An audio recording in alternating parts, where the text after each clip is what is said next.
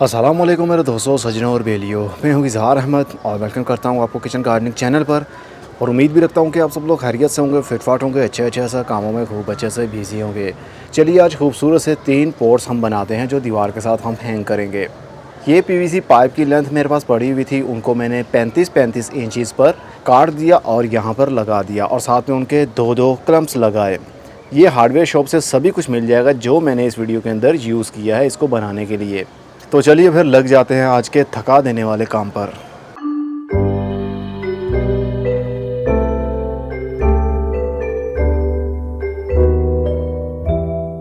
ये है वो जगह, देखने पर काफ़ी एम्प्टी सी लग रही है। सोचा क्यों ना यहाँ पर खूबसूरत सा गमला बनाया जाए ताकि हमारी ये वाली जगह भी कवर हो जाए और हमारे पौधे भी कुछ यहाँ पर आ जाएं, क्योंकि टाइम टू टाइम उन पौधों को प्रोपोगेट करना होता है और मल्टीप्लाई करना होता है, जिसकी वजह से ज़्यादा स्पेस की ज़रूरत पड़ती है।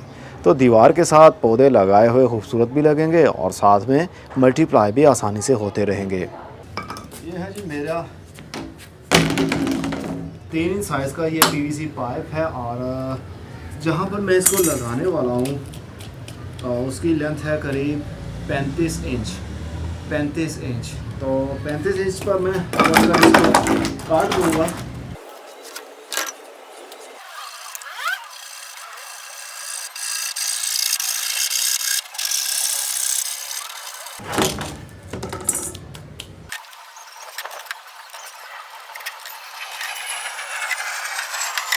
पीवीसी पाइप काफ़ी गंदा दिख रहा है, इसलिए हमें ऑयल पेंट करना पड़ेगा। ये है सॉफ्ट वॉयलेट कलर।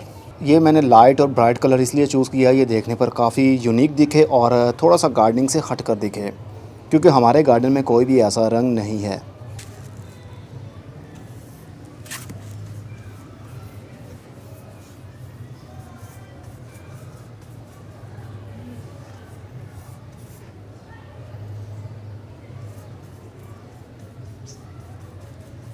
ग्लव्स पहन के मुझसे काम ठीक तरीके से हो नहीं पाता है, इसलिए मैं ग्लव्स यूज़ नहीं कर रहा हूँ अभी। पेंट अभी काफ़ी गाढ़ा है, लेकिन मैं चाहता हूँ एक ही कोट करूँ और हमारा ये पीवीसी का वाइट जो कलर है वो कवर हो जाए।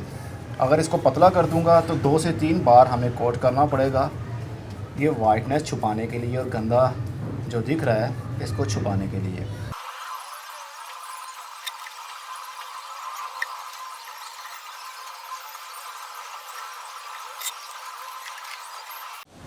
तो जनाब ये पेंट भी हो चुका है और ये करीब करीब खुश्क हो चुका है।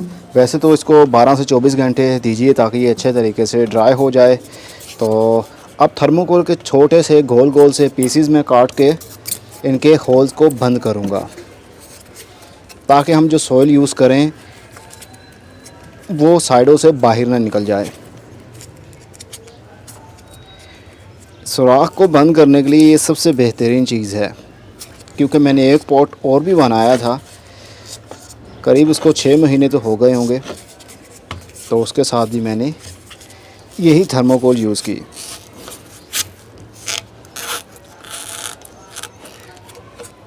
ये देखने पर हिडन हो जाती है, नज़र भी नहीं आती और इसमें से जो एक्स्ट्रा पानी होगा वो साइडों से बाहर निकल आएगा। ये बिल्कुल सील नहीं हुआ। तो चलिए अब इनको हैंग करते हैं। अब मैं लगाने वाला हूँ पाइप के साथ ही एक क्लम्प, ताकि दीवार के साथ इसको हम अच्छे तरीके से फिक्स कर सकें।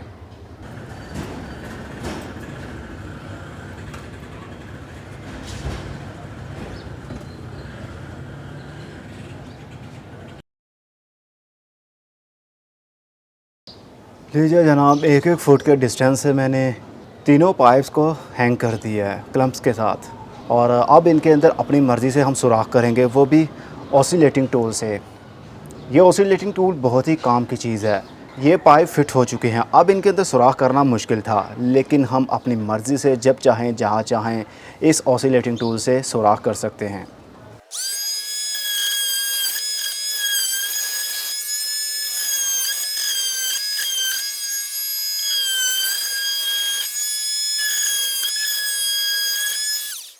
तो देखा आपने कितनी आसानी से हमने इसके अंदर सुराख कर दिया है। सुराख थोड़ा सा और बड़ा करना चाहिए था, लेकिन इतना भी काफ़ी रहेगा। तो एक सुराख छोटा और 3 मैंने बड़े कर दिए हैं। एंड वाला कुछ ज़्यादा ही बड़ा हो गया और काफ़ी नीचे तक हो गया है, क्योंकि वहाँ पर हाथ से काम करना काफ़ी मुश्किल हो रहा था। लेकिन कोई बात नहीं, जब पौधे लग जाएंगे तो ये सुराख हमें दिखेंगे भी नहीं। किसी में बड़ा और किसी में छोटा सुराख मैंने किया और सबसे ऊपर वाले में एक ही बड़ा सा सुराख कर दिया है।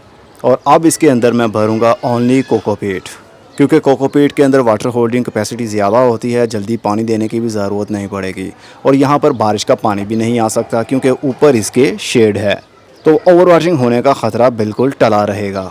बस मुझसे ही ओवर वाटरिंग हो सकती है, बारिश की वजह से यहाँ पर पानी नहीं आएगा। अब मैं काफ़ी थक गया हूँ, अब हिम्मत नहीं रही और शाम भी हो रही है, सूरज भी ढल रहा है, तो मैं भी आराम करता हूँ। कल सुबह इसमें कोकोपीट भरेंगे और देखेंगे इसके अंदर कौन से हमने हैंगिंग प्लांट्स लटकाने हैं। तो आप मेरे साथ रहें। 24 घंटे भी हो गए और खूब अच्छे से आराम भी हो गया। अब इसके अंदर हम कोकोपीट भरते हैं और उसके बाद प्लांट शिफ्ट करते हैं।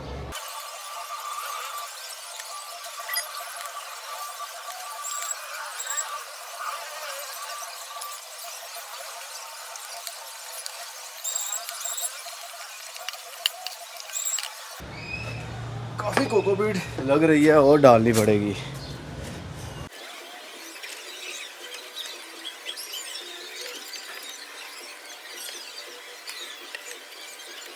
तो कोकोपीट भी भर दी है। अब टाइम है पौधे लगाने का, और पौधा मैंने चूज़ किया है सबसे ऊपर वाली लाइन में हैंगिंग जेरेनियम लगाने का। ये जेरेनियम का पौधा है जिसको पीले रंग के फूल लगते हैं और ये परमानेंट पौधा है।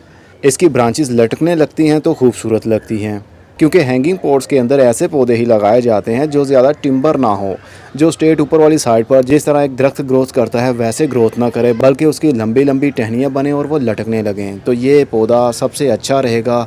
सबसे ऊपर वाली लाइन में मेरे पास 3 पौधे हैं, तो तीनों मैं वहाँ पर शिफ्ट कर देता हूँ।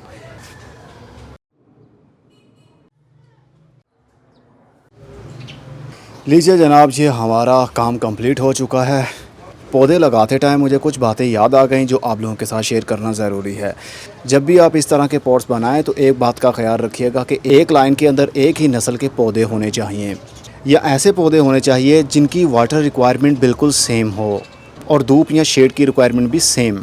ऐसा नहीं है कि एक पौधे को बहुत कम पानी की ज़रूरत है और उसके साथ में ही ऐसा पौधा लगा दे जिसको बहुत ज़्यादा पानी की ज़रूरत है, या किसी पौधे को ज़्यादा धूप अच्छी लगती है और साथ में उसके ऐसा पौधा लगा दे जिसको ज़्यादा धूप अच्छी नहीं लगती। तो ऐसे में आपके काफ़ी सारे पौधे सर्वाइव नहीं कर पाएंगे।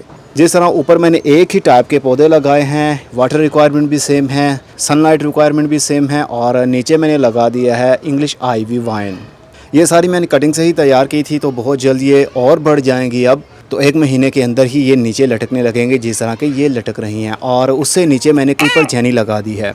ये रूटेड है क्रीपर जैनी, मतलब इसके साथ जड़ें भी हैं, तो कुछ दिनों में इसकी ग्रोथ स्टेबल हो जाएगी। कुछ पौधे ऐसे होते हैं जब हम उनको रीपोर्ट करें या फिर उनको बड़े गमले के अंदर शिफ्ट करें या फिर किसी और जगह पर शिफ्ट करें तो कुछ दिनों के लिए उनके पत्ते झुक जाते हैं, लटक जाते हैं, ढीले पड़ जाते हैं। ऐसे लगता है जिस तरह उनकी जड़ों को हवा लग गई हो, लेकिन उनको हवा नहीं लगी होती, बस उनकी नेचर होती है। जैसे ही उनको छेड़ा जाए, उनकी जड़ों को गमलों से बाहर निकाला जाए तो कुछ दिनों के लिए उनके पत्ते ढीले पड़ जाते हैं और कुछ ही दिनों में उनकी दोबारा से ग्रोथ बढ़ने लगती है।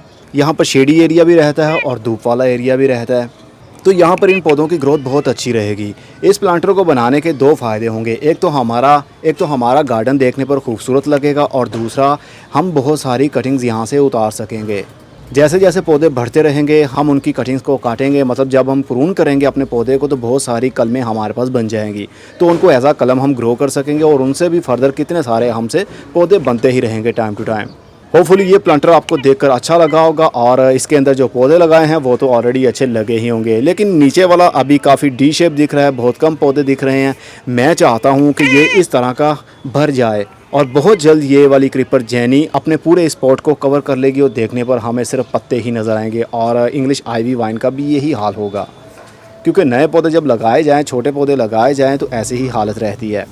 तो आप भी ऐसा प्लांटर बनाएं या फिर बनवा लें, ताकि आपके ज़्यादा से ज़्यादा पौधे यहाँ पर लग पाएँ और बहुत सारे कटिंग के थ्रू ग्रो भी हो पाएँ। अब मैं चलता हूँ, खुदा हाफिज़, goodbye, see you and tata, और अपना बहुत सा ख्याल रखिएगा।